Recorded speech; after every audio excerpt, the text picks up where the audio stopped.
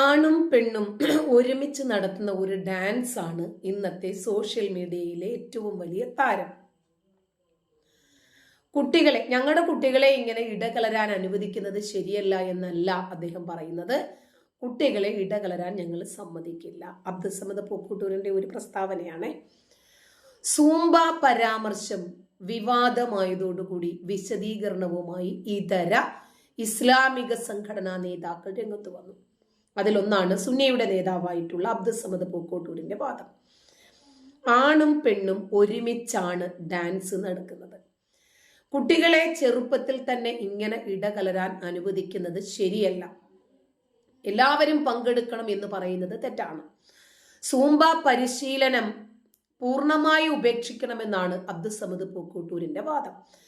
എന്നാൽ ലഹരിക്കെതിരെ ബോധവൽക്കരണം നടത്തണമെന്നും WHO പോലും ഈ ഡാൻസിനെ ശുപാർശ ചെയ്തതായി കാണുന്നില്ല എന്നും അദ്ദേഹം പ്രതികരിക്കുന്നു. ആൺകുട്ടികൾക്കും പെൺകുട്ടികൾക്കും വേർതിരിച്ച് നടത്തുക എന്ന് പറയുന്നത് പ്രായോഗികമല്ല. അതുകൊണ്ട് ഇത് പൂർണ്ണമായും ഉപേക്ഷിച്ച് മറ്റ് കായിക പരിശീലനങ്ങൾ നടത്തണം. സ്ത്രീ പുരുഷ സങ്കലനത്തിന് പരിധിയുണ്ട്. ഇതിൽ ധാർമ്മികമായിട്ടുള്ള പ്രശ്നമുണ്ട് എന്നും സമസ്തയിലെ പണ്ഡിതന്മാർ ഇത് ചർച്ച ചെയ്യുമെന്നാണ് പ്രതീക്ഷയെന്നും അദ്ദേഹം പറഞ്ഞു. സമസ്തയുടെ വിദ്യാഭ്യാസ സ്ഥാപനങ്ങളിൽ അധാർമികമായിട്ടുള്ള ഇത്തരം കാര്യങ്ങൾ നടപ്പിലാക്കരുത് എന്ന നിർദ്ദേശങ്ങൾ നൽകിയിട്ടുണ്ടെന്ന് അദ്ദേഹം പ്രസ്താവന ഇറക്കി. സൂംബ കുട്ടികളുടെ ധാർമ്മികമായ നിലവാരത്തിന് ഹാനികരമാണ്. നന്മ പറയുന്നവരെ പലരും പിന്തിരിപ്പന്മാരായി കരുതും. ഇത് പാശ്ചാത്യ ഇറക്കുമതിയാണെന്നും അബ്ദുസമദ് പൂക്കോട്ടൂരിന്റെ പ്രതികരണം. എന്നാൽ നമ്മൾ 19-ാം നൂറ്റാണ്ടിലല്ല ജീവിക്കുന്നത് എന്ന മറുപടിയുമായിട്ടാണ് ഉന്നത വിദ്യാഭ്യാസ മന്ത്രിയായിട്ടുള്ള R ബിന്ദു രംഗത്ത് വന്നത്. സ്കൂളുകളിലെ സൂംബ ഡാൻസിനെതിരെയുള്ള ഇത്തരം എതിർപ്പിൽ ഇപ്പോ ഒരുപാട് നേതാവ് SYSന്റെ നേതാവാണ് നാസർ ഫൈസി കൂടത്തായി. അദ്ദേഹവും ഇതുപോലെ ഇതിനെതിരെ തന്നെ രംഗത്ത് വന്നിട്ടുണ്ട്. അതില് സുന്നിയുടെ നേതാവാണ് അബ്ദുസമദ് പൂക്കോട്ടൂര്. ഇവർക്കൊക്കെ മറുപടിയുമായിട്ട് വരികയാണ് മന്ത്രി R ബിന്ദു. നൂറ്റാണ്ടുകൾക്ക് മുമ്പുള്ള കാലഹരണപ്പെട്ട നിങ്ങളുടെ ഇത്തരം കാഴ്ചപ്പാടുകൾ ഇപ്പോഴും ഉന്നയിക്കുന്നത് വളരെ കഷ്ടമാണെന്ന് മന്ത്രി പറഞ്ഞു. മതസംഘടനകളുടെ എതിർപ്പ് സർക്കാരിനെ സ്വാധീനിക്കില്ലെന്നും എതിർക്കുന്നവർ ഒറ്റപ്പെടുമെന്നും മന്ത്രി പറഞ്ഞു. അങ്ങനെ നട്ടെല്ല് പണയം വെക്കാതെ അഭിപ്രായങ്ങൾ തുറന്നു പറയാൻ മന്ത്രി കാണിച്ച ആ ഒരു നിലപാട് സ്വാഗതാർഹമാണ്. കാലഹരണപ്പെട്ട ഈ രൂപത്തിലുള്ള പല കാര്യങ്ങളും കൂടുതൽ കരുത്തോടുകൂടി മാറ്റാനും പുതിയത് കൊണ്ടുവരാനും ഓരോ ശക്തികൾ ശ്രമിച്ചുകൊണ്ടിരിക്കുന്നു. അതിലൊന്നാണിത്. പക്ഷേ മറുശക്തി ശ്രമിക്കുന്നത് എങ്ങനെയാ? 6-ാം നൂറ്റാണ്ടിലെ കാലഹരണപ്പെട്ട രീതിയിലേക്ക് ജനങ്ങളെ കൊണ്ടുപോകാനാണ്. മനുഷ്യത്വപരമായ പ്രതികരണമാണ് ഇത്തരം മതനേതാക്കളുടെ ഭാഗത്തു നിന്നുണ്ടാകേണ്ടത് എന്നും അവർ തിരുത്തി. മനുഷ്യൻ എന്ന് പറഞ്ഞാൽ പുരുഷൻ മാത്രമല്ല, സ്ത്രീയും അതിലുൾപ്പെടുന്നുണ്ട്. അവരും ഈ ലോകത്തിന്റെ അവകാശികളാണെന്നും മന്ത്രി പറഞ്ഞു. സൂംബ ഡാൻസിൽ നിന്ന് സർക്കാർ 1 ഇഞ്ച് പോലും പിന്നോട്ട് പോകില്ല എന്ന് മന്ത്രി വ്യക്തമാക്കിയത് സ്വാഗതാർഹമാണ്. അല്പവസ്ത്രം ധരിച്ച് കൂടിക്കലർന്ന് ആടിപ്പാടണമെന്ന നിർദ്ദേശം പ്രതിഷേധാർഹമാണെന്നാണ് ഇവർ പറയുന്നത്. സ്കൂളുകളിലെ സൂംബ കളിക്കുന്നത് ധാർമ്മികതയ്ക്ക് ചേരില്ല എന്ന് സംസ്ഥാന നേതാവ് നാസർ ഫൈസി കൂടത്തായും അബ്ദുസമദ് പൂക്കോട്ടൂരും ഒക്കെ രംഗത്ത് വരുന്നു. നിങ്ങൾക്ക് എന്താണ് ശരിയായത്? പെണ്ണ് സ്റ്റേജിൽ കയറാമോ? സിനിമ എടുക്കാമോ? വീഡിയോ പിടിക്കാമോ? ഫോട്ടോ എടുക്കാമോ? ഡാൻസ് കളിക്കാമോ? പാട്ടുപാടാമോ? സോഷ്യൽ മീഡിയ ഉപയോഗിക്കാമോ? പ്രതിഷേധിക്കാമോ? മുഷ്ടി ചുരുട്ടി മുദ്രാവാക്യം വിളിക്കാമോ? പെണ്ണിനും ആണിനും ഒരേ യൂണിഫോം പറ്റുമോ? ഇടകലരാമോ? എന്താണ് നിങ്ങൾ ഈ ചെയ്തു കൂട്ടുന്നത്? സ്കൂളുകളിൽ ലഹരി വിരുദ്ധ ക്യാമ്പയിനിന്റെ ഭാഗമായിട്ട് നടപ്പാക്കുന്നതാണ് സൂംബ ഡാൻസ് പ്രോഗ്രാം. ഇപ്പൊ അതിനെതിരെയാണ് മുസ്ലിം സംഘടനകൾ രംഗത്ത് വന്നിരിക്കുന്നത്. ഇതൊരു ഇസ്ലാമിക രാജ്യമല്ല എന്നെങ്കിലും ഇവരെ ആദ്യം ബോധവൽക്കരണം നടത്തണം സർക്കാരുകൾ. നിലവിലുള്ള കായിക പരിശീലനം മെച്ചപ്പെടുത്തുന്നതിന് പകരം ആഭാസങ്ങൾ നിർബന്ധിക്കരുത് എന്നാണ് ഇവർ പറയുന്നത്. നിങ്ങൾക്ക് എന്താ ആഭാസമല്ലാത്തത്? പെണ്ണൊറ്റയ്ക്ക് യാത്ര ചെയ്യുന്നത് പോലെ നിങ്ങൾക്ക് ആഭാസമാണ്. മേനിയഴക് പ്രകടിപ്പിക്കാനും ഇടകലർന്ന് ആടിപ്പാടാനും ധാർമ്മിക ബോധം അനുവദിക്കാത്ത വിദ്യാർത്ഥികളുടെ വ്യക്തി സ്വാതന്ത്ര്യത്തിനും മൗലികാവകാശത്തിനും നേരെയുള്ള ലംഘനമാണിതെന്ന് കൂടത്തായി പറഞ്ഞു. അല്ല, പെണ്ണിന്റെ മേനിയഴകിലേക്ക് നോക്കുന്നവരുടെ കാഴ്ചപ്പാടിനല്ലേ പ്രശ്നം. ഒരു കുട്ടി ഡാൻസ് കളിക്കുമ്പോൾ ആ ഡാൻസ് കണ്ട് ആസ്വദിക്കുന്നവർ ഒരിക്കലും നിങ്ങളെപ്പോലെയുള്ള ചിന്താഗതി വെച്ച് പുലർത്തുന്നവരല്ല. കുട്ടികൾ ലിംഗവ്യത്യാസമില്ലാതെ ഡാൻസ് കളിക്കുന്നതാണ് മുസ്ലിം നേതാവിനെ ഏറെ ചൂട്ടിപ്പിച്ചത്. സമസ്തയുടെ യുവജന വിഭാഗം SYS സംസ്ഥാന സെക്രട്ടറി അബ്ദുസമ്മദ് പൂക്കോട്ടൂരും അതുപോലെ കൂടത്തായി നമ്മുടെ നാസർ ഫൈസി കൂടത്തായി, ഇവർക്ക് രണ്ടുപേർക്കുമാണ് ഇപ്പോൾ ഏറ്റവും കൂടുതൽ കുരുക്കൾ പൊട്ടുന്നത്, ആണും പെണ്ണും ഇടകലരുമ്പോൾ. കേരളത്തെ താലിബാനിസത്തിലേക്ക് കൊണ്ടുപോകാനുള്ള ശ്രമമാണ് ഈ മതനേതാക്കൾ നടത്തുന്നത്.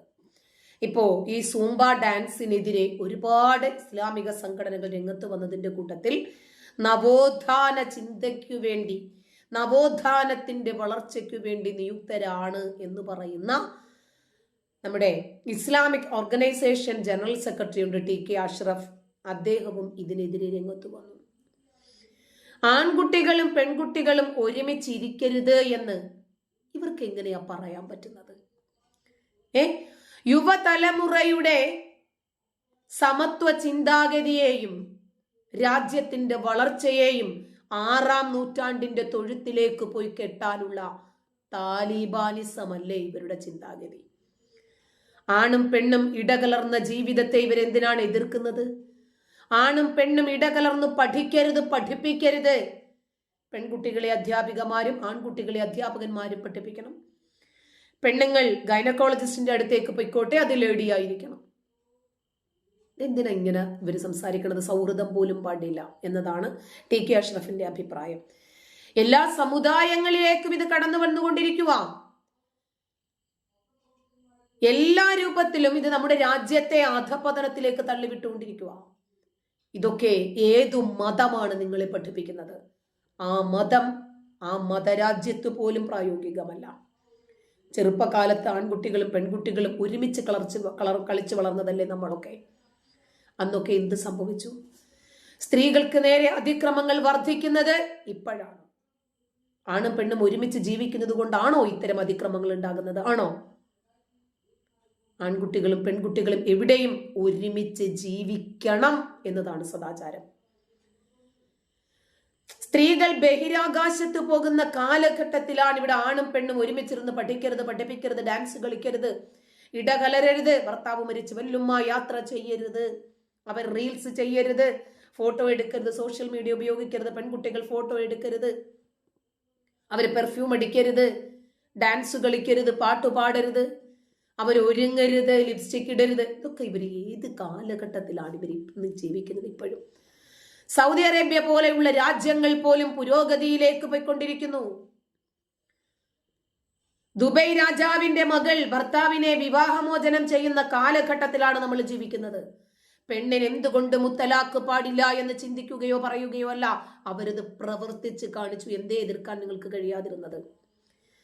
6-ാം നൂറ്റാണ്ടിന്റെ താലിബാനിസത്തിലേക്ക് ഈ കേരളക്കരയെ കൊണ്ടുപോകാനാണ് ഇവർ ശ്രമിക്കുന്നത്. യുവജനത ഇത്തരം പ്രവണതകൾക്കെതിരെ ശക്തമായ രൂപത്തിൽ പ്രതികരിക്കേണ്ടുന്ന സാഹചര്യമാണിത്. ഇവിടെ അപമാനിക്കപ്പെടുന്നത് ആരാണ്? മുസ്ലിം ജനത ചിന്തിക്കണം.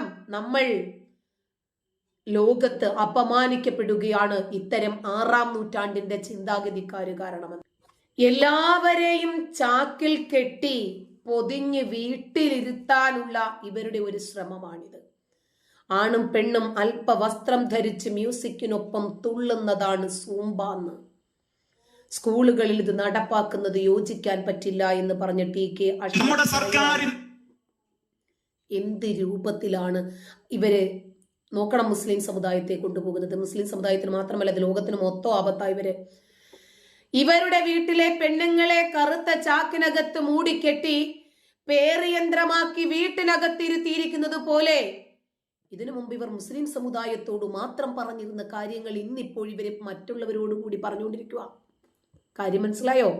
എങ്ങനെ പ്രതികരിക്കണം എന്നറിയാതെ സാംസ്കാരിക നായകൾ ഇപ്പോഴും വട്ടമേശ സമ്മേളനം നടത്തിക്കൊണ്ടിരിക്കുക. നമ്മൾ ഈ വിഷയത്തിൽ എന്ത് അഭിപ്രായമാണ് പറയുക?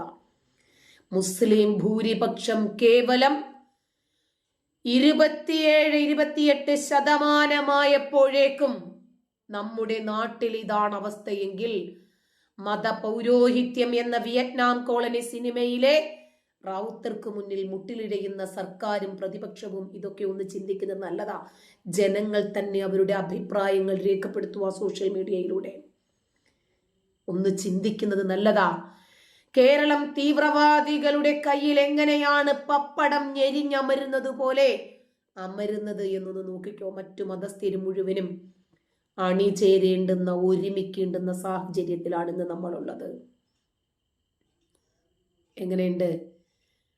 ഹിന്ദു സംഘടനകൾ ഇപ്പോഴും ഒരുമിച്ച് ചേരാതെ അവർക്കൊരു വോട്ട് ബാങ്ക് ഉണ്ട് എന്ന് ശക്തി പ്രകടിപ്പിക്കാതെ മാറി നിൽക്കും തോറും ഇതല്ല, ഇതിൻ്റെ അപ്പുറം നമ്മുടെ നാട്ടിൽ സംഭവിക്കും. ഇവന്മാരെന്ത് പറഞ്ഞാലും ശരി, ഒരു നാടിൻ്റെ നിയമം അത് പ്രാവർത്തികമാക്കാനുള്ളതാണ് എന്ന് ഭരണാധികാരികൾ തിരിച്ചറിഞ്ഞ് നട്ടെല്ല് നിവർത്തി നിന്നത് പ്രതികരിക്കാൻ, ഇത് നടപ്പിലാക്കാൻ സാധിച്ചാൽ കഴിഞ്ഞു കാര്യം. കാരണം ഇവർക്ക് അറിയാമല്ലോ എന്താണ് ഇന്ന് ജനങ്ങള് ചിന്തിക്കുന്നത്, ഏത് രൂപത്തിലാണ് അവർ പ്രവർത്തിക്കുന്നത്, ഇവരുടെ മാനസിക വൈകല്യം എന്താണ്, ഇവരുടെ ഭ്രാന്തനാശയങ്ങൾ, 6-ാം നൂറ്റാണ്ടിന്റെ ഗോത്ര ചിന്തകൾ എന്താണ്. ഇതും ചിന്തിച്ചും വിശ്വസിച്ചും ആണും പെണ്ണും ഇടകലരാതെ വീട്ടിലിരുന്നാൽ നമ്മുടെ വിദ്യാഭ്യാസത്തിനാണ് വിഘാതമുണ്ടാകുന്നത് എന്ന് അവർക്ക് കൃത്യമായ രൂപത്തിൽ അറിയാം. ഇവര് കാമം മൂത്ത് നടക്കുന്ന ഒരു വിഭാഗമായതുകൊണ്ട് ആരുടെ ശരീരഭാഗങ്ങൾ കണ്ടാലും ഇവർക്ക് ഉദ്ധാരണം ഉണ്ടാകും. അതിനെയും ട്രെയിനിലായിരുന്നാലും വേണ്ടില്ല, ബസ്സിലായിരുന്നാലും വേണ്ടില്ല, അതിവരുടെ വിഷയമല്ല. അല്പവസ്ത്രം ധരിച്ച് ഇടകലർന്ന് ആടിപ്പാടുന്ന ആഭാസമാണത്രേ. അതിന് നിർബന്ധിക്കരുതത്രേ. സ്കൂളുകളിൽ കുട്ടികളെ അയക്കുന്നത് ഈ കൾച്ചറിന് വേണ്ടിയല്ല. അത് മദ്രസയിൽ അയക്കുന്നത് എന്തിനാണ്? കമിഴ്ത്തി കിടത്താനോ കുട്ടികളെ? ഇവര് വിദ്യാഭ്യാസ വകുപ്പിന് മാത്രമല്ല, രാജ്യത്തിന്റെ നവോത്ഥാനത്തിന് ഇവര് തലവേദനയാണ്. ഇവരാകെ തലവേദനയാണ് ലോകത്തിന് മുഴുവനും. ഇവരേത് രൂപത്തിലുള്ള ആശയമാണ് ഇന്ന് നമ്മുടെ രാജ്യത്ത് വാരി വിതർന്നത് എന്ന് കാണാൻ പറ്റുന്നുണ്ടോ നിങ്ങൾക്ക്? ഇത് തന്നെയാണ് നമ്മൾ ഭയന്നതും, ഇതിനെക്കുറിച്ച് തന്നെയാണ് നിങ്ങൾക്ക് നമ്മൾ ബോധവൽക്കരണം നടത്തിക്കൊണ്ടിരുന്നതും. ഇരുമ്പ് നിക്കറും തയ്ച്ച് പൊട്ടിത്തെറിക്കാൻ വേണ്ടി കാത്തു നിൽക്കുന്ന, ലിംഗാഗ്ര ചർമ്മം ഛേദിച്ചിട്ടുണ്ടോ ഇല്ലയോ എന്ന് തുണി പൊക്കി നോക്കി പിരടിക്ക് കാച്ചാൻ നടക്കുന്ന ഈ വിഭാഗം ആലോചിച്ചാൽ മതി. മദ്രസ പാഠശാലകൾ ഉപേക്ഷിക്കാൻ, അവിടത്തെ വെളിച്ചെണ്ണ പ്രയോഗത്തെ സംബന്ധിച്ച് ജനങ്ങളെ ഒന്ന് ബോധവൽക്കരണം നടത്താൻ ഇവനൊക്കെ പറ്റുമോ? ഉള്ളിലൊന്നും ഇട്ടിട്ടില്ലെങ്കിലും പുറത്തൊരു കറുത്ത കുപ്പായം ഇട്ടാൽ മതി എന്ന് പറയുന്ന ഈ വിഭാഗം ആളുകളെ പ്രതിരോധിക്കാൻ മുസ്ലിം സമുദായത്തിൽ നിന്ന് തന്നെ ആളുകൾ ഇവർ മദ്രസയിൽ കാണിച്ചു കൂട്ടുന്ന ഇത്തരം പേക്കൂത്തുകൾ ഇവർക്ക് എതിർക്കാൻ പറ്റുമോ? മദ്രസകളിൽ എൻ്റെ കുട്ടിയെ വിടുന്നത് കമിഴ്ത്തി കിടത്താനല്ല എന്ന് പറയാൻ ധൈര്യമുണ്ടാകുമോ ഇവർക്ക്? ഇല്ല. അപ്പോ ഇനിയെങ്കിലും സർക്കാരുകൾക്ക് ബോധം വരട്ടെ എന്ന് ചിന്തിക്കാം. നന്ദി.